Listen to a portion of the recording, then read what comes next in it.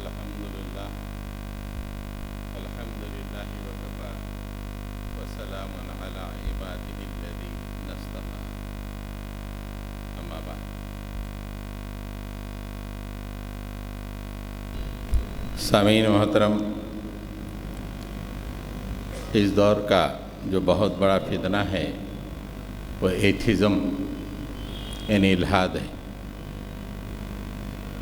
بظاہر مسلم سماج میں یہ اتنا خطرناک نہیں مانا جاتا ہے، لیکن ایتھیزم مسلم سماج میں داخل ہو چکا ہے۔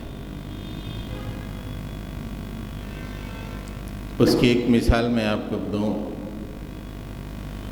کہ ابھی آپ نے عشاء کی نماز پڑھی، محلے کے کتنے لوگ تھے مسجد میں، باقی کے لوگ کیوں نہیں آئے؟ 100% الحاد نہیں کہا جا سکتا، لیکن کچھ تو الحاد داخل ہو گیا ہے۔ اب آہستہ آہستہ آہستہ بڑھتے بڑھتے مکمل الحاد ہو جائے گا، اور مسلمان بڑے اطمینان سے ہیں کہ اپنی زندگیوں میں مست اور کچھ کما کے کھا لے کے کچھ نمازیں پڑھ لیں گے، لیکن یہ جو فتنہ ہے اس کی طرف ہماری توجہ نہیں ہو رہی ہے۔ کسی زمانے میں دنیا میں تھیئسٹ یعنی مذہبی حکومتیں ہوا کرتی تھیں، قانون مذہب کا چلتا تھا۔ اب دنیا میں کسی ملک میں بھی حکومت میں ریلیجن مذہب نہیں ہے، یہاں تک کہ سعودی عرب میں بھی نہیں ہے۔ یا تو حکومتیں سیکولر ہیں یا سوشلسٹ اور کمیونسٹ حکومتیں ہیں۔ سیکولر حکومت کا مطلب ہی یہ ہے کہ حکومت کی سطح پہ ہم اللہ کو یا خدا کو نہیں مانتے، اس کے قوانین کو نہیں مانتے۔ ساری دنیا میں سیکولر حکومتیں ہی ہیں۔ اب آپ اندازہ لگائیے کہ ایتھیزم کہاں تک پہنچ گیا ہے۔ آپ اگر ایوان میں کوئی قرآن حدیث کی بات کریں گے تو لوگ ہنستے ہیں، بولے یہ تم اپنے گھر میں رکھ لو، یہ جگہ سیکولر باتیں کرنے کی ہے، سیکولر قوانین بنانے کی ہے۔ ہاں، جو لوگ بحث کر رہے ہیں وہ بعد میں آ کے اپنے پوجا پاٹ بھی کر سکتے ہوں گے، نماز بھی پڑھ سکتے ہوں گے، لیکن زندگی کا ایک جو بہت اہم ترین حصہ ہے سیاست، اس میں ایتھیزم داخل ہو گیا ہے، الحاد ہے۔ ایتھیسٹ کی ہر سال ایک کانفرنس ہوتی ہے۔ ابھی جو کانفرنس ہوئی اس میں انہوں نے یہ ریزولوشن پاس کیا کہ 2050 تک ہم ساری دنیا میں ایتھیزم کو پھیلا دیں گے، کوئی مذہبی آدمی نہیں ہوگا، وہ مسلم دنیا ہو یا غیر مسلم دنیا، ساری دنیا میں ہم ایتھیزم پھیلا دیں گے۔ اس کے لیے ان کے پاس تمام ذرائع ہیں۔ ایتھیزم کی طرف بچے ہمارے کیوں لپک رہے ہیں؟ خود ہندوستان میں کچھ لوگ ہیں جو اپنے آپ کو ایکس مسلم کہتے ہیں، میں پہلے مسلمان تھا اب نہیں ہوں، اور ان کے یوٹیوب چینل چلتے ہیں، کیرلا کے ہیں اور دوسرے ریاستوں کے ہیں۔ ہمارا پڑوسی ملک پاکستان میں، وہاں پہ تو ایتھیسٹ اور ایکس مسلم کی اتنی جو ہے تعداد بڑھ رہی ہے دن بدن، لوگ اس طرف چلے جا رہے ہیں اور برملا کہہ رہے ہیں کہ مسلمان ماں اور باپ کی گود میں پلے بڑھے، جب جوان ہوئے تو برملا کہہ رہے ہیں کہ خدا کیا ہے، کون خدا ہے، مجھے تو خدا پیدا نہیں کیا، اس طرح کی بات کر رہے ہیں۔ تو اس فتنے کو روکنے کے لیے اس کے سلسلے میں معلومات رکھنا بہت ضروری ہے. یہ فتنہ کیا ہے، کیوں آیا ہے. اصل میں بہت زمانے سے بیفور کرائسٹ، یعنی حضرت عیسیٰ علیہ السلام کی پیدائش سے پہلے سے بھی لوگ ایتھیسٹ ہوا کرتے تھے. سیدھا وہ لوگوں کو معاشرے میں کوئی اہمیت نہیں رہتی تھی، جس لیے کہ تمام کے تمام مذہبی ہوتے تھے. کچھ لوگ ایتھیسٹ، ہم خدا کو نہیں مانتے، ٹھیک ہے تم رہ جاؤ. لیکن جیسے جیسے زمانہ آگے بڑھا، ایج آف انلائٹنمنٹ بولتے ہیں. نوجوان جانیں کس کو بولتے ہیں ایج آف انلائٹنمنٹ؟ 17 سینچری کے آخری سے لے کے 18 سینچری تک اس کو ایج آف انلائٹنمنٹ بولتے ہیں. اس میں سائنسی اتنی ایجادات ہوئی، علم کی اتنی فراوانی ہوئی، اتنے سائنٹسٹ پیدا ہوئے، اسے کہتے ہیں age of enlightenment. Age of enlightenment جب ہوا، اس سے جسٹ پہلے یورپ میں مذہبی حکومتیں ہوا کرتی تھیں. بادشاہ ہوتا تھا اور بادشاہ چرچ کی بات سنتا تھا، اور چرچ اس بات کو بالکل ہی برداشت نہیں کرتا تھا کہ لوگ تحقیق کریں اور جاننے کی کوشش کریں کہ زمین کیسی ہوتی ہے، گول ہوتی ہے. اگر کسی نے کہہ دیا زمین گول ہوتی ہے تو اس کا قتل کر دیتے، جسے کہ ان کو معلوم تھا کہ زمین چپٹی ہے، ہماری مذہبی کتاب میں لکھا ہے، اور ہمارے مذہب کے خلاف چلا گیا. بادشاہ چرچ کی بات سن کر جو ہے اس طرح کے عمل کرتا تھا. تو جو بھی دنیاوی علم میں آگے بڑھنے کی کوشش کرتے، غور و فکر کرتے، کچھ اصول دیتے، کچھ تھیریز دیتے، چرچ اسے برداشت نہیں کرتا، اور بادشاہ کے ذریعے سے یا تو اسے جیل میں بھیج دیا جاتا یا اس کا قتل ہو جاتا. اس سے ہوا یہ کہ تعلیم یافتہ لوگوں میں اور مذہبی لوگوں میں، یعنی چرچ، حالانکہ دوسرے علاقوں میں اسلام پھیل چکا تھا، لیکن صرف یورپ کی بات کر رہا ہوں. معلومات یعنی علم کے راستے میں جو لوگ تحقیق کر رہے ہیں، پڑھ رہے ہیں، ان کے دلوں میں چرچ سے نفرت پیدا ہو گئی، اور نفرت اتنی بڑھ گئی کہ انہوں نے کہہ دیا کہ ہم خدا کو نہیں مانتے. We don't believe in God، نہیں مانتے. لیکن جب تک یہ حکومت رہی، تھیسٹ حکومت بادشاہ کی، وہ لوگ چھپے ہوئے رہتے، اپنے آپ کو بچانے کی کوشش کرتے.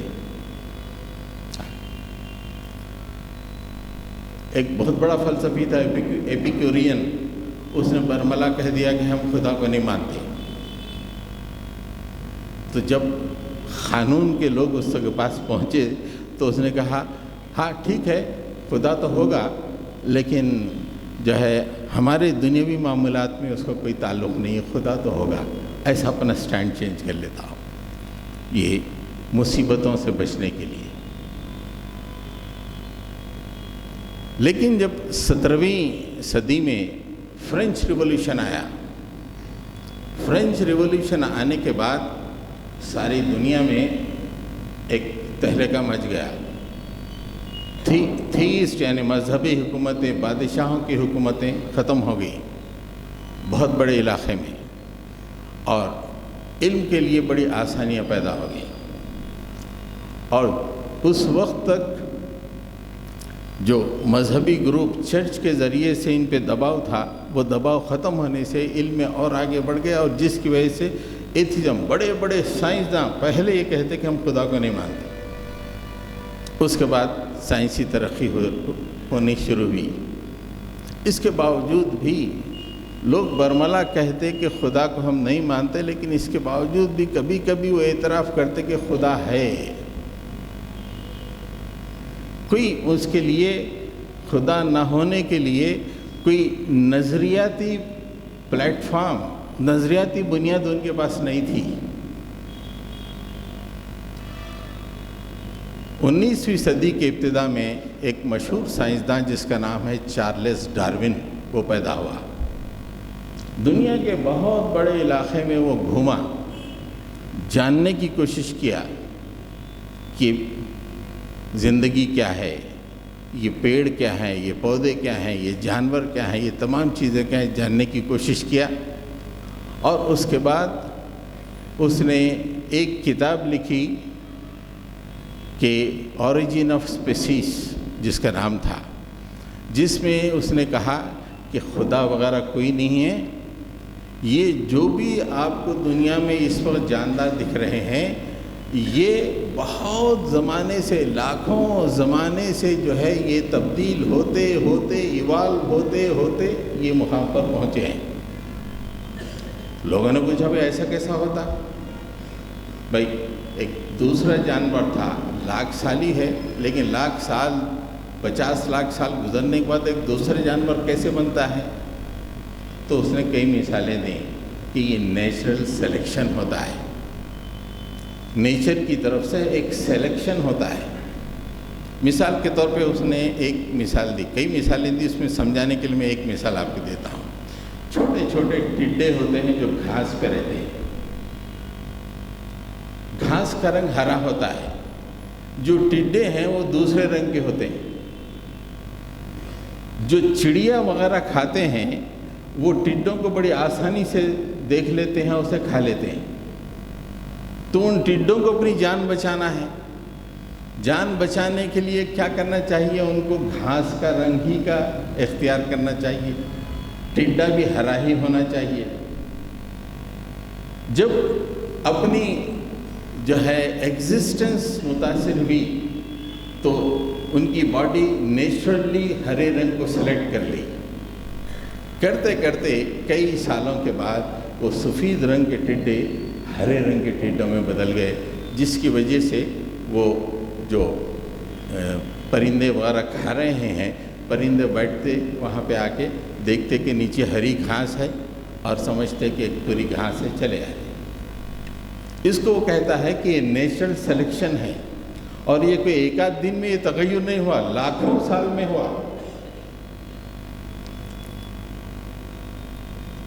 چارلس ڈارون نے نیچرل سلیکشن اور ایوولوشن کے ذریعے سے ایسی بنیاد فراہم کی ایتھیزم کے لیے کہ اس کے بعد جتنا سائنس میں، خاص طور سے باٹنی، زولوجی میں جو ریسرچ ہوا، اسی تھیوری کو پروو کرنے کے لیے ہوتا چلا گیا کہ ایوولوشن، یہ انسان بھی ایوالو ہوتے ہوتے اس مقام پہ پہنچا ہے۔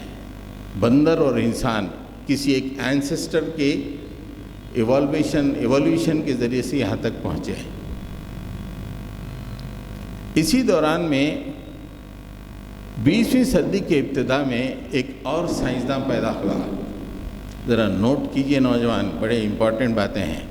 اپنے کو سائنسدانوں سے کیا ہے؟ کالج جانا، پاس ہونا، نوکری مل گئے تو کافی ہے۔ یہ سائنسداں کس طرح کوشش کرے، محنت کرے، کس مقام پہ، یہاں تک کہ اپنے اسلام اور ریلیجن کے لیے مسئلہ بن گئے، اور ہم کھانے پینے میں زندگی گزار رہے ہیں۔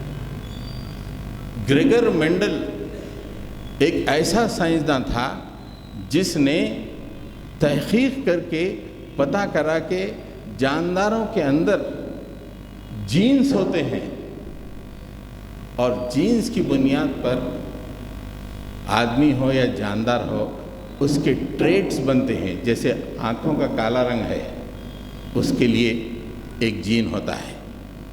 آنکھوں کا اگر کسی کا بھورا رنگ ہے، بلو رنگ ہے، اس کے لیے ایک جین ہوتا ہے۔ کالے بال ہیں، اس کے لیے ایک جین ہوتا ہے۔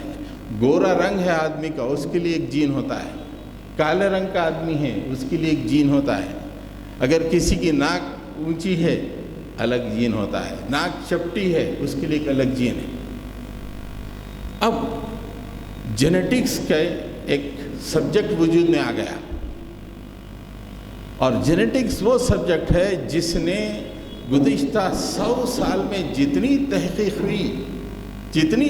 ہوئی وہ پوری تحقیق ڈارون کی تھیوری آف ایوولوشن کو پروو کرتی چلی گئی۔ ایک موٹی مثال دیتا ہوں آپ کو۔ ہم لوگ انسان ہیں، ہمارے اندر بھی جینز ہیں۔ جینیٹکس کہتی ہے کہ بیل، بکری، کتا، بلی، یہاں تک کہ چوہا اور انسانوں کے جو جینز ہیں 80% جینز ایک جیسے ہوتے ہیں۔ بیل کے جین، انسان کے جین 80% ایک جیسے ہیں۔ کتے اور انسان کے جینز 80% ایک جیسے ہوتے ہیں۔ تو انہوں نے، سائنسدانوں نے یہ فیصلہ کیا کہ جب 80% جین ایک جیسے ہوں گے تو یہ تمام کے تمام ایک اینسسٹر سے ایوالو ہوتے ہوتے آئے ہیں، یہاں تک پہنچے ہیں۔ بندروں کی ایک شکل ہے چمپانزی۔ چمپانزی کے 98% جینز انسان کے جین سے ملے ہوتے ہیں، بالکل جیسے ایگزیکٹلی۔ تو انہوں نے کہا کہ دیکھو یہ بندر اور ہم ایک ہی اینسسٹر سے وجود میں آ گئے ہیں، ایوالو ہوتے ہوتے یہاں تک پہنچے ہیں۔ تو جینیٹکس کی جتنی تحقیق ہوئی اور بالکل مائکرو لیول پہ جتنی تحقیق ہوئی وہ پوری کی پوری ڈارون کی تھیوری کو پروف کرنے کے لیے ہوئی، اور نتیجہ یہ ہوا کہ دنیا کی تمام یونیورسٹیز میں جو بچے بایولوجی پڑھتے ہیں ان کو یہ تھیوری آف ایولیوشن اور جینیٹکس پڑھنا ضروری ہے، اس کے بغیر وہ لوگ ایگزام پاس نہیں کر سکتے۔ ان کے ذہنوں میں بٹھا دیا گیا کہ تم انسان ہے، تمہارا خدا نہیں ہے، بس ایک کوئی کہیں سے تم ایوالو ہوتے ہوتے ہوتے بڑھتے بڑھتے یہاں تک پہنچے۔ اور مضحکہ خیز بات یہ ہے، کہتے ہیں کہ یہ جو ایوالویشن ہوتا ہے کوئی سال، 2 سال، صدی، 2 صدی نہیں، 50 سال، 50 لاکھ سال، 40 لاکھ سال کے بعد ایسا ہوتا ہے، ایسا ان کا پروگرام ہے، جس کی وجہ سے یہ سائنسی تحقیقات جو ہوئی وہ پورے کے پورے ایولیوشن تھیوری کو پروو کی، اور ایولیوشن تھیوری ایتھیزم کو فروغ دے دی، بھلے خدا نہیں ہے۔ پھر کچھ سائنسدان پیدا ہوئے، انہوں نے یہ کہا، جو ایسٹرونومی یعنی آسمانوں کی فلکیات، علم فلکیات کے ماہر ہیں، انہوں نے کہا کہ خدا وغیرہ کچھ نہیں، یہ دنیا اپنے آپ ایک دھماکے کے طور پہ پیدا ہو گئی، ایک دھماکہ ہوا خود بخود اور دنیا پیدا ہو گئی۔ اس کے وہ سائنسدانوں کا کہنا، پھر چارلس ڈارون کی تھیوری آف ایولیوشن، اور پھر گریگر مینڈل کے دیا ہوا جو جینیٹکس اس کے بعد میں اس میں جو تحقیق ہوئی ہے، اس سے یہ تمام سائنسدانوں کے درمیان یہ متفقہ بات ہو گئی کہ خدا نہیں ہے، یہ کائنات خود بخود وجود میں آئی ہے، اور ہم انسان ہیں، ہمارے کوئی اینسسٹر تھے، وہاں سے ایوالو ہوتے ہوتے یہاں پہ پہنچے۔ اسی دوران ایک اور شخص پیدا ہوا جرمنی میں، جس کا نام تھا کارل مارکس۔ اس نے کمیونزم کی ایجاد کی۔ کمیونزم کو جب اس نے ایجاد کیا تو اس نے سب سے پہلے کہا کہ خدا نہیں ہے، اور مذہب کے بارے میں کہا کہ ریلیجن جو ہے از این اوپیم، ریلیجن گانجا ہے، نشے کی چیز ہے۔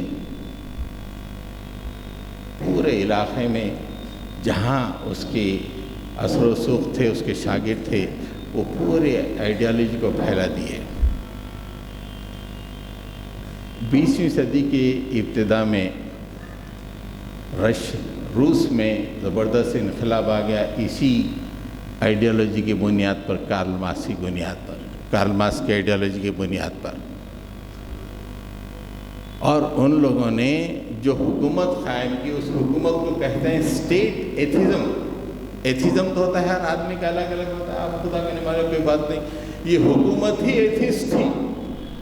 رشیا کی جو حکومت تھی وہ ایتھیسٹ حکومت تھی۔ اسٹیٹ جو ریلیجن نہیں بولنا چاہیے، اسٹیٹ کی آئیڈیالوجی ہی تھی کہ ہم خدا کو نہیں مانتے، ایتھیسٹ آئیڈیالوجی۔ نتیجہ یہ ہوا کہ جتنے چرچ ہیں تمام کو بند کر دیے۔ چرچوں میں یا تو شادی خانے بنا دیے وہ لوگ اس زمانے کے حساب سے، یا دوسرے آئٹمیں کرنے لگے، پورے چرچ بند ہو گئے، جو بھی آدمی چرچ پہ جاتا اسے سزا دیتے، مسجدوں کو تالے لگا دیے، مسلمان جو کہ نمازوں پڑھنے کے لیے پھر بھی کوشش کرتے تھے ان لوگوں کو ایک علاقے سے لے کے دوسرے علاقے میں بالکل لاکھوں کی تعداد میں لے کے چھوڑ دیے صحرا میں، یہاں رہو تم۔ اس لیے کہ اسٹیٹ کا جو آئیڈیالوجی تھی وہ ایتھیزم کی آئیڈیالوجی تھی، جس کی وجہ سے جو ایسٹ کی طرف ہے، جیسے چائنا ہے، نارتھ کوریا ہے، رشیا وغیرہ، رشیا میں اب تھوڑی سی تبدیلی آ گئی کمیونزم کے گرنے کے بعد، لیکن نارتھ کوریا اور چائنا اور دوسرے علاقوں میں ابھی بھی کمیونزم ہے۔ وہاں پہ مذہبیت کو، مذہب پہ عمل کرنے والوں کو جو ہے بہت ہی غلط نگاہ سے دیکھا جاتا ہے، خاص طور سے مسلمانوں پہ جو ظلم ہو رہا ہے چائنا میں، غیر مسلمان جسے کہتے ہیں، روزہ رکھنے بولے روزہ نہیں رکھنا، پتہ چلا کہ روزہ رکھتے تو بالکل پانی لے آ کے اس میں منہ ڈال کے اس کے روزے کو توڑ دے رہے ہیں، حکومت کی طرف سے، پولیس کی طرف سے۔ تو یہ اسٹیٹ ایتھیزم تھا۔ لیکن اب چونکہ پوری سائنس کی کمیونٹی میں، سائنسدانوں کی کمیونٹی میں ایتھیزم کی بات پھیل گئی، اب اس کے بعد آہستہ اچھا ایتھیزم کے ساتھ فحش شامل ہو گیا، ماڈرنٹی شامل ہو گئی، لبرلزم شامل ہو گیا، ڈانسنگ شامل ہو گئی، شراب خوری شامل ہو گئی، تو جتنے نوجوان ہیں لپک کے اس کی طرف چلے جانے لگے۔ اب مسلمان ہیں، نماز پڑھو، گھر جاؤ، لڑکیوں سے بات مت کرو، ہاں اگر ضرورت ہے تو شادی کر لو، لیکن اس میں ایتھیسٹ بننے میں کیا ہے، اوپن ٹو آل، جو چاہے کر سکتے ہیں، کوئی پکڑ نہیں۔ نتیجہ یہ ہے کہ کالج میں پڑھنے والے ہمارے جو بچے ہیں مسلمان بڑی تیزی سے ایتھیزم کی طرف چلے جا رہے ہیں، بس ان کو بس اتنا کہنا ہے کہ آئی ایم ایکس مسلم، دنیا ہاتھوں ہاتھ اٹھا رہی کہ مسلمان ایکس مسلم بن گیا، ہاتھوں ہاتھ اٹھا لے۔ اس لیے کہ آج بھی دنیا کو شک ہے، اگر کوئی ریلیجن مضبوط رہ سکتا ہے تو اسلام ہے، اس کا عقیدہ مضبوط ہے، اگر اس میں سے کوئی ایتھیسٹ بنتا ہے تو ان کی نگاہوں میں بہت ہی اہم ہوتا ہے، دنیا کی آنکھوں کا تارا بن جاتا ہے، اور جو ہی ایتھیسٹ بنا طرح طرح کے گفٹس اس کی طرف آتے ہیں اور پوری دنیا اس کے سامنے کھول دی جاتی ہے۔ تو اس وقت دنیا میں ایتھیزم کا شور ہے، اور اس وقت اسلام کو اور مسلمانوں کو ایتھیزم سے بچانا بہت ضروری ہے۔ اب ہم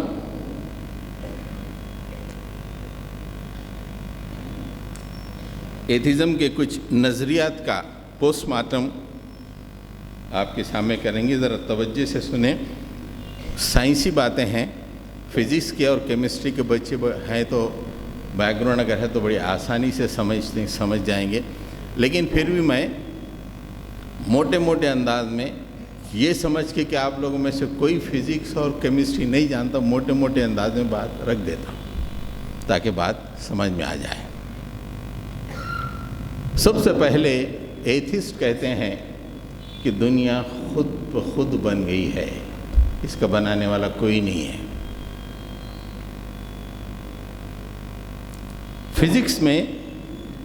فزکس پڑھنے والے جانتے ہیں کہ پوری کائنات میں 4 فورسز کار فرما ہیں، 4 فورسز ہیں، طاقتیں۔ ایک طاقت ہے گریویٹیشنل فورس، ایک طاقت ہے الیکٹرو میگنیٹک فورس، ایک ہے اسٹرانگ فورس، ایک ہے ویک فورس۔ اب اس کے بارے میں تھوڑا جانیں گے اور پھر ہم ایتھیسٹ سے سوال کریں گے کہ اتنی باریکی، اتنا توازن، اس کے باوجود بھی خود بخود آگے اس کو بنانے والا کوئی دوسرا نہیں ہے، ایک کامل، ایک خالق نہیں ہے۔ اتنی باریکی کے ساتھ معاملہ تھوڑا سا آگے پیچھے ہو گیا تو پوری دنیا ختم ہو جائے، ہم نہیں، تمہاری سائنس ہی کہہ رہی ہے، اتنی نزاکت سے یہ دنیا چل رہی ہے، ظالم تم کہتے ہیں کہ اسے کوئی بنایا نہیں ہے اور اس میں کوئی مدبر بھی نہیں ہے۔ سب سے پہلے لیتے ہیں گریویٹیشنل فورس۔ گریویٹیشنل فورس کیا ہے؟ ہم اچھی طرح جانتے ہیں کوئی بھی چیز اوپر اچھال دیں تو واپس نیچے آ جاتی ہے. اگر ہم فرسٹ فلور سے گر گئے تو نیچے نیچے آ جاتے ہیں. کیوں؟ وہ گریویٹیشنل فورس بولتے ہیں. زمین کی کشش کا ایک طاقت ہے، وہ کھینچ لیتی ہے. یہ اتنی اہم ہے، زندگی کے لیے بہت ضروری ہے. اگر گریویٹیشنل فورس ختم کرے تو آپ پیدل نہیں چل سکتے، پیر اٹھا نہیں سکتے، آپ کے نلوں میں پانی نہیں آئے گا، دریاؤں میں پانی بہنا ختم ہو جائے گا. یہ تمام جو ہو رہا ہے یہ گریویٹیشنل فورس کی وجہ سے ہو رہا ہے. اب یہ گریویٹیشنل فورس یہ تو زمین کی کشش ہے. ساری کائنات میں جتنے سیارے ہیں، جتنی بھی چیزیں ہیں، ان دونوں کے درمیان بھی گریویٹیشنل فورس ہوتی ہے. جیسے چاند کو ہم آنکھوں سے دیکھتے ہیں، زمین اور چاند کے بیچ میں بھی گریویٹیشنل فورس ہے. سورج اور زمین کے درمیان بھی گریویٹیشنل فورس ہے. جتنے ثابت اور سیارے ہیں کائنات میں جو چل ہیں، ہم تو کہیں گے اللہ تعالیٰ، لیکن اگر تم کہتے ہو تمہاری بات تو یہ ان کے درمیان گریویٹیشنل فورس ہے. اور یہ اتنی اہم ترین گریویٹیشنل فورس ہے. خود سائنسداں کہتے ہیں کہ 10⁻16 میں کا ایک حصہ بھی فرق پڑ گیا. 10⁻16 کتنا ہوتا ہے؟ ایک کے بعد 16 صفر لکھیں تو کتنا بڑا ہوتا؟ اس میں کا ایک حصہ. یا یوں کہیے کہ پوائنٹ ڈیسیمل کے بعد 15 زیرو لکھنے کے بعد ایک لکھے تو کتنا چھوٹا ہوتا؟ اتنی چھوٹا تغیر واقع ہوا تو پوری کائنات ختم ہو جائے گی. یہ کچھ سائنسداں کہہ رہے ہیں. زمین سورج کے ساتھ، زمین چاند کے ساتھ کا جو گریویٹیشنل فورس ہے، یہ ایک دوسرے سے ٹکرا کے پورے ختم ہو جائیں گے. صرف یہ گریویٹیشنل فورس میں ڈیسیمل کے بعد 15 زیرو کے بعد ایک لگانے کا جو فرق ہے، اتنا چھوٹا سا فرق واقع ہو جائے، پوری دنیا تہس نہس ہو جائے گی. جب اتنی باریکی سے یہ دنیا چل رہی ہے کہ اتنا چھوٹا تغیر جو آدمی سوچ نہیں سکتا، مائکرو پیکو لیول پہ وہ جو ہے تغیر واقع ہو تو پوری کائنات درہم برہم ہو جائے گی. اتنی عظیم الشان کائنات یوں ہی الٹپ پیدا ہو گئی، بغیر کسی بنانے والے کے پیدا ہو گئی. یہ گریویٹیشنل فورس ہے. دوسرا ایک اہم ترین فورس ہے الیکٹرو میگنیٹک فورس، برقی مقناطیسی طاقت بولتے ہیں. آدمی کا جو جسم بنا ہے یا کوئی بھی چیز بنی ہے، یہ مالیکیول سے بنی ہے. اللہ تعالیٰ نے اسے مالیکیول سے بنایا ہے. یہ جو پانی ہے، یہ پانی مالیکیول ہے، H2O بولتے ہیں. 2 ہائیڈروجن اور 1 آکسیجن مل کے ایک مالیکیول بنا، اس سے یہ پانی بن گیا. اور یہ گلاس ہے، یہ پلاسٹک کا گلاس ہے، یہ بھی مالیکیول سے بنا ہے. آدمی کا پورا جسم مالیکیول سے بنا ہوا ہے. اور مالیکیول کیسے بنتے ہیں؟ 2 ایٹم ہوتے ہیں. ایٹم کا آپ جانتے ہیں کہ ایٹم جو ہوتا ہے، بیچ میں ایک نیوکلیس ہوتا ہے، پلس چارج نیوکلیس، اور اس کے گرد الیکٹران گھومتے رہتے ہیں. یہ الیکٹران اور نیوکلیس کے درمیان ایک فورس ہوتی ہے، الیکٹرو میگنیٹک فورس کہتے ہیں. الیکٹرو میگنیٹک فورس، جس کی وجہ سے یہ الیکٹران، اگر وہ فورس کم ہو گئی تو آوارہ ہو جائے گا، نکل کے چلے جائے گا الیکٹران. یہ فورس اگر مضبوط ہو گئی تو الیکٹران آ کے نیوکلیس میں گر جائے گا تو پورا مالیکیول ختم ہو جائے گا. یہ جو الیکٹرو میگنیٹک فورس ہے، نیوکلیس، اس کے گرد گھومنے والے الیکٹران، یہ جو الیکٹران ہیں دوسرے ایٹم کے الیکٹران سے مل کے دونوں کے درمیان بانڈنگ ہو جاتی ہے، اس سے مالیکیول بن جاتا ہے، اور وہ مالیکیول جس سے ہمارے جسم، آپ اپنے گوشت کو خیمہ بنا کے اس کو مائکروسکوپ وغیرہ کے اندر، الیکٹرانک مائکروسکوپ میں وغیرہ دیکھے، خیمے سے بھی بہت اس میں آپ جائیں گے تو وہ مالیکیول ہی ملیں گے، چھوٹے چھوٹے مالیکیول سے ہمارا پورا جسم بنا ہے۔ اور یہ جو مالیکیول ہیں یہ الیکٹرو میگنیٹک فورس یہ ان کے درمیان موجود ہے۔ سائنسداں کہتے ہیں کہ اگر اس الیکٹرو میگنیٹک فورس میں معمولی سا جسٹ 0.000 کے بعد تھوڑا سا فرق بھی آ جائے تو مالیکیول ختم ہو جائیں گے۔ یہ جسم ہم بول رہے ہیں اچانک اگر اللہ تعالیٰ وہ الیکٹرو میگنیٹک فورس ہمارا ختم کر دے، یہیں گر جائیں گے، پانی نہیں رہے گا، پی نہیں سکیں گے، سمجھے آپ؟ تو اتنا فورس ہے الیکٹرو میگنیٹک فورس جس کی وجہ سے پوری زندگی چل رہی ہے، اور تم خود کہتے ہو کہ ہلکا سا بہت کم، آدمی سوچ نہیں سکتا اتنا کم بھی تغیر واقع ہو جائے تو مالیکیول ختم ہو جائے گا، زندگی ختم ہو جائے گی۔ اتنی نزاکت سے ڈیزائن کیا ہوا یہ معاملہ یوں ہی الٹ اپ ہو جائے گا، ایک دھماکے کے ساتھ وجود میں آ گیا، اس کو کوئی تدبیر کرنے والا نہیں ہے۔ یہ ہم نہیں بول رہے ہیں، خود فزکس کہہ رہی ہے۔ جو لوگ فزکس پڑھتے ہیں جانتے ہیں، فزکس اور کیمسٹری پڑھتے ہیں ان جانتے ہیں الیکٹرو میگنیٹک فورس کیا ہے۔ اس کائنات میں 4 فورسز کام کرتے ہیں، اس میں سے یہ 2 کا میں نے ذکر کیا، گریویٹیشنل فورس اور یہ۔ اور ہم ایتھیسٹ سے پوچھتے ہیں ظالم اتنی نزاکت سے جو چیز چل رہی ہے یوں ہی آ جائے گی؟ کئی ایتھیسٹ جواب نہیں دے سکے۔ پھر اس کے بعد ایک ہوتا ہے اسٹرانگ فورس۔ میں موٹے موٹے انداز میں جو بول رہا ہوں سمجھ میں آ رہا نا آپ لوگوں کو، عام لوگوں کو بھی؟ اسٹرانگ فورس جو ہوتا ہے، دیکھیے ابھی میں نے آپ سے کہا کہ نیوکلیس اور اس کے گرد الیکٹران گھومتا ہے ایک ایٹم میں۔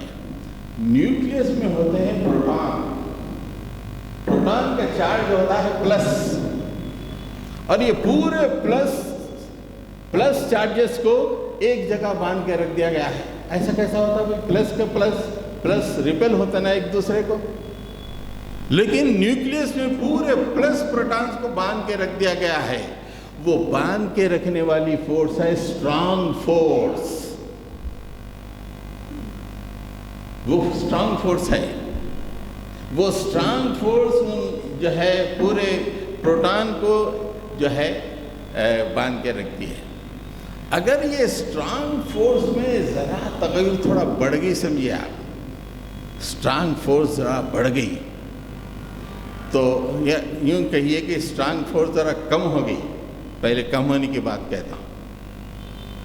کم ہونے کی وجہ سے ہوتا کیا ہے کہ صرف دنیا میں خالی ہائیڈروجن بچ جاتا ہے، اس لیے کہ ہائیڈروجن کے نیوکلیس میں ایک ہی پروٹون ہوتا ہے۔ وہ فورس، اس کو فورس کی ضرورت نہیں ہے باندھ کے رکھنے کے لیے۔ اگر یہ فورس جو ہے بالکل کم ہو جائے، اسٹرانگ فورس، تو دنیا میں کوئی نہ پانی رہے گا، نہ آکسیجن رہے گا، نہ کچھ رہے گا، بس صرف ہائیڈروجن رہے گا۔ اگر یہ فورس بہت بڑھ جائے تو پھر ہائیڈروجن نہیں رہے گا، ہائیڈروجن نہیں رہے گا تو یہ پانی نہیں بنے گا، زندگی ختم ہو جائے گی۔ سائنسداں کا کہنا یہ ہے کہ اگر اس فورس میں 0.3% سے لے کے 2% تک تغیر واقع ہوا تو زندگی زمین پر، کائنات میں، زمین پہ نہیں، کائنات کی زندگی ختم ہو جائے گی۔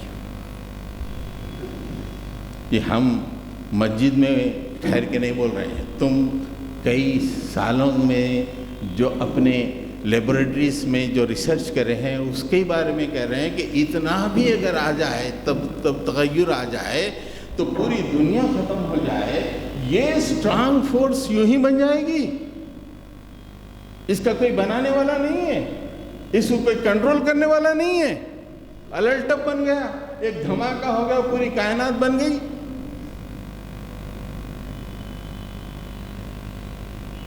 آخری فورس ہے ویک فورس.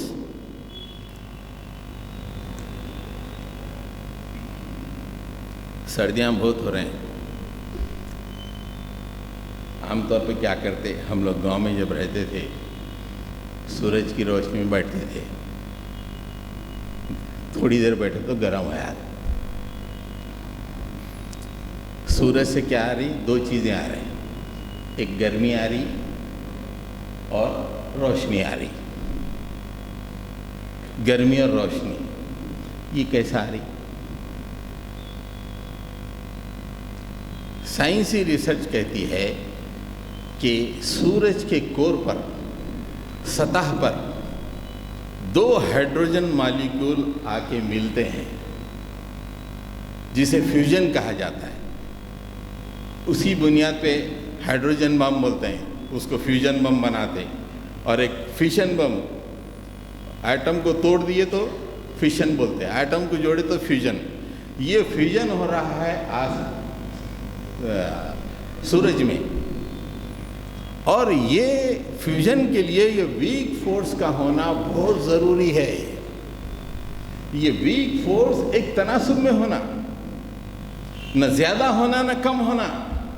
ایک تناسب میں اگر ہو تو دو ہائیڈروجن ملتے ہیں اور ہیلیم بنتا ہے، زبردست انرجی پیدا ہو جاتی ہے، روشنی ہوتی ہے، اور وہ پوری روشنی لاکھوں کلومیٹر دور ہم تک پہنچ رہی ہے، اور گرمی بھی ہم تک پہنچ رہی ہے. اگر ویک فورس میں تھوڑا سا ویک فورس بڑھ جائے، تھوڑا سا ویک فورس بڑھ جائے تو سورج اپنے آپ میں کولاپس ہو جائے گا. تھوڑی سی ویک فورس بڑھ گیا، سورج کولاپس. اگر یہ ویک فورس ذرا کم ہوئی، کم ہونے کی وجہ سے دو ہائیڈروجن مل نہیں سکتے ہیں، سورج اندھیرا ہو جاتا. ارے کہاں گیا بھائی سورج؟ ارے سورج کہاں گیا؟ یہ دیکھنا پڑتا. ویک فورس اتنی امپورٹنٹ ہے. سائنسدانوں کا کہنا یہ ہے کہ اگر اس ویک فورس میں ڈیسیمل کے بعد 10 زیرو، اس کے بعد 1 لگاؤ، 10⁻11 ایسٹ 1، یعنی 10⁻11 میں سے ایک حصہ کتنا ہوتا؟ ڈیسیمل کے بعد 10، اس کے بعد 1. اتنا بھی تغیر واقع ہو تو پھر سورج نہیں رہتا ہے. یہ اتنے توازن کون مینٹین کر رہا؟ اتنے بھی چینج کیوں آنے رہا؟ تم تو یہاں ہے نا بھائی چلو تم سائنٹسٹ ہیں تو کچھ کر رہے ہیں اس کو کنٹرول کرنے کے لیے. ہاں، سورج وہاں پہ اسے قریب بھی نہیں جا سکتا، اتنے گرم رہتا ہے. اس کو کون کنٹرول کر رہا ہے کہ اتنی منسکیول تبدیلی بھی نہیں آ رہی ہے اور کائنات چل رہی ہے؟ ہم پوچھتے ہیں ایتھیسٹ سے، یہ تمہارا ریسرچ ہے؟ اور یہ بات صحیح ہے کہ فزکس کے 4 فورسز ہیں جو پوری کائنات میں کار فرما ہے، اور ہم پاس جو روشنی آ رہی ہے سورج کی طرف سے آ رہی ہے، نیوکلیئر فیوژن کی وجہ سے آ رہی ہے اور ویک فورسز کی وجہ سے آ رہی ہے. ویک فورس میں ذرا بھی تغیر تھوڑا بڑھ گیا، پھٹ جاتا سورج. سورج پھٹ گیا تو پوری کائنات ختم ہو جائے. اگر ذرا کم ہو جائے 0.0000 یعنی 10 کے بعد 10 زیرو کے بعد 1، اندھیرا، سورج ختم. ایسا کیسے خود بخود ہوتا ہے یارو؟ کوئی کامل بیٹھا ہوا ہے، کوئی قادر بیٹھا ہوا ہے، کوئی مدبر بیٹھا ہوا ہے، کنٹرول کر رہا. بولے بڑھنا نہیں، میرے بندوں کو نقصان پہنچے گا، میری کائنات کو نقصان پہنچے گا، بڑھنا نہیں. حضرت گرامی، یہ تو الگ الگ فورسز کی بات کی ہمیں. اب مختلف فورسز کے درمیان میں بھی ہم آہنگی اور تال میل ہے اس کائنات میں. جیسے گریویٹیشنل فورس اور الیکٹرو میگنیٹک فورس کے درمیان بھی ایک زبردست تال میل ہے، اور سائنسداں کہتے ہیں کہ اس تال میل میں اگر 1.10⁻40 میں کا ایک حصہ بھی فرق پڑ جائے تو پوری دنیا تباہ ہو جائے۔ بھئی ایک فورس سے تو مان لیں گے، تال میل میں بھی جو ہے بالکل کنٹرول کرنے والا ایک ہونا نا، تال میل اگر ہو تو ایک کنٹرول کرنے والا ہونا۔ ہمارے پاس 2 خادمین ہیں، اگر دونوں کو کنٹرول نہیں کرے تو آپس میں لڑ بھڑ کر لیں گے، کچھ بھی کر لیں گے۔ یہ 2 فورسز جو ہے اتنے سنتولن میں ہیں، اتنے ہم آہنگی میں ہیں کہ اگر اس میں تھوڑا سا بھی تغیر آ جائے، پوائنٹ کے بعد 40 صفر، اس کے بعد 1، اتنا تغیر آ جائے تو پوری دنیا برباد ہو جائے۔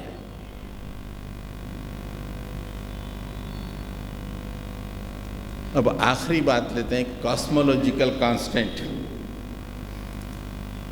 نوجوانوں پڑھو، دنیا کہاں کہاں ہے، ہم خالی ڈگری لے رہے ہیں، دبئی جا رہے ہیں، دعوت ملی، کتنے لوگ دعوت میں جانے والے ہیں، پھر دیکھ رہے ہوں گے کہ مصحف ختم نہیں کرے، جلدی جانا بھائی، دنیا کدھر جا رہی ہے، اپن کدھر جا رہے ہیں، کتنی باریکی پہ جا رہی ہے۔ دیکھیں ریسرچ، وہ جاننے کی نہیں وجہ سے ہمارے بچے ایسے ہی سو رہے ہیں۔ بھائی اتنی زبردست ریسرچ تم کری اور کہہ رہے ہو کہ خود بخود ہو گیا، how can it be possible? کیسا ہوگا؟ بغیر کسی کنٹرولر کے کیسے کنٹرول ہوگا؟ یہ کاسمولوجیکل کانسٹنٹ یہ ہے کہ یہ دنیا کائنات پھیلتی چلی جا رہی ہے، پھیلتی چلی جا رہی ہے، کنٹینیوس پھیل رہا ہے۔ قرآن میں بھی اس کا تذکرہ ملے گا، کائنات پھیلتی جا رہی ہے۔ اب کوئی چیز پھیل رہی ہے تو ایک پلاسٹک لے لیں جو پھیلنے والی ہے، یہاں پہ 2 گلاسز رکھ دیں اور پلاسٹک کو کھینچیں، گلاسوں کے درمیان دوری ہو جاتی، دوری تو ہو جاتی نا۔ اب یہاں پہ یہ رکھ دیے اور ایک گلاس یہاں رکھ دیے پلاسٹک پہ اور کھینچے تو یہ گلاس تھوڑا دور ہو جائیں گے نا، اس لیے کہ پلاسٹک ہے، پھیل رہا ہے۔ اور دنیا پھیل رہی ہے، زمین اور سورج کے درمیان جو دوری ہے کچھ فرق آیا؟ زمین اور چاند کے درمیان کچھ دوری ہے، اس میں کچھ فرق آ رہا؟ دنیا تو پھیل رہی ہے نا، پھیلے تو یہ بھی دور دور ہو جانا نا، نہیں ہو رہا ہے۔ کیوں نہیں ہو رہا ہے؟ اسے ایک مدبر بیٹھ کے کنٹرول کر رہا ہے۔ دنیا میں 2 فورسز کام کر رہی ہیں، ایک اٹریکٹیو فورس، ایک ریپلسو فورس۔ اٹریکٹیو فورس آپس میں ایک دوسرے کو جوڑتی ہے، ریپلسو فورس ایک دوسرے سے جدا کرتی ہے۔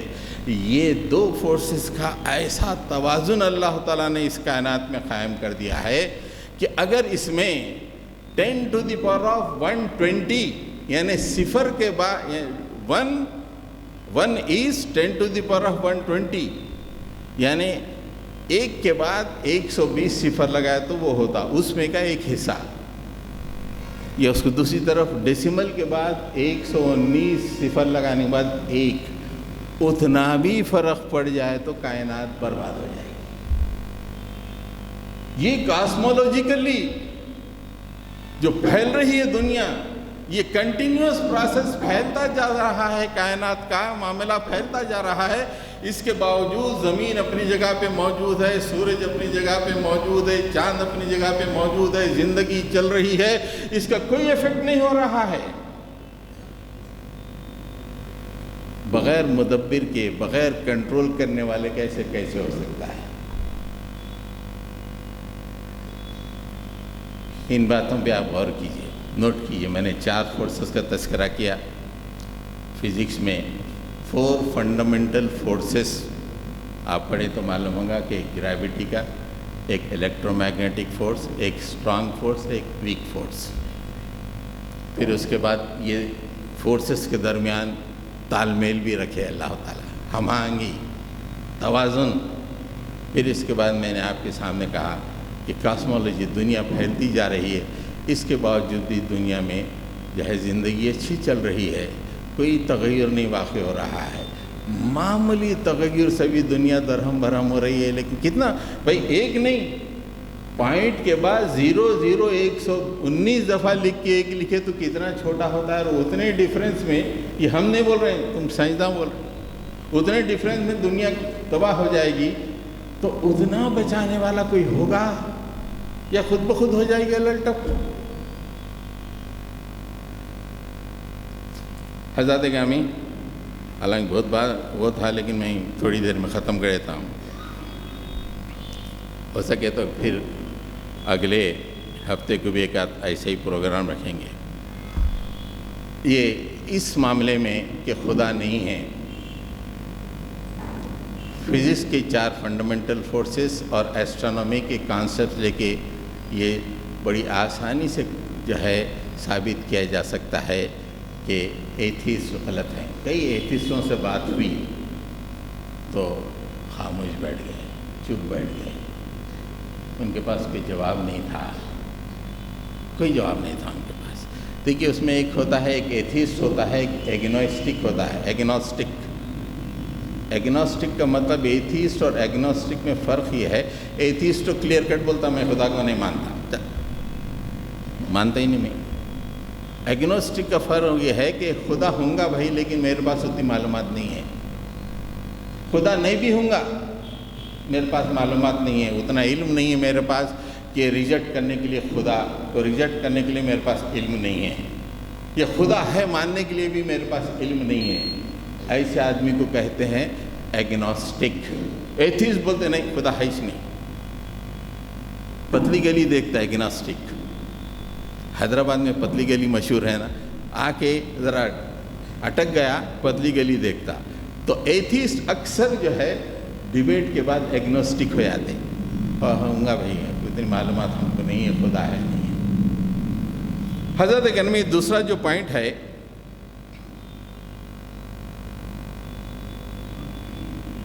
جس کو ابھی ملحد جاوید اختر بھی ڈیبیٹ میں پیش کیے، اللہ نعوذ باللہ ثم نعوذ باللہ، چھپ کے کیوں بیٹھا ہے بھائی؟ آ کے اعلان کرنا نا خدا I am the God Almighty, اعلان کر لینا تو معاملے ختم ہو جاتا دنیا کے سامنے، جس کا میں قرآنی جواب تو جمعہ کی تقریر میں دیا، لیکن آج سائنسی جواب دینا چاہتا ہوں،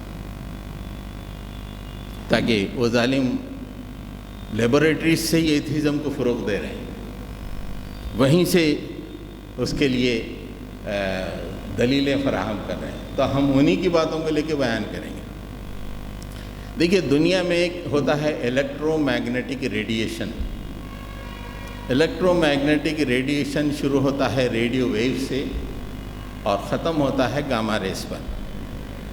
ویو لینتھ بہت لمبی ویو لینتھ ہوتی ہے ریڈیو ویو کی، اور گاما جو ریڈیشن ہے اس کی ویو لینتھ بہت چھوٹی ہوتی، بہت چھوٹی۔ یہ جو آپ سیل فون ہے نا، یہ سیل فون میں ٹرین بول کے کیوں بچتا؟ معلوم ہے اتنے بچے ہیں نا، ٹرین بول کے کیوں بچتا؟ نہیں معلوم۔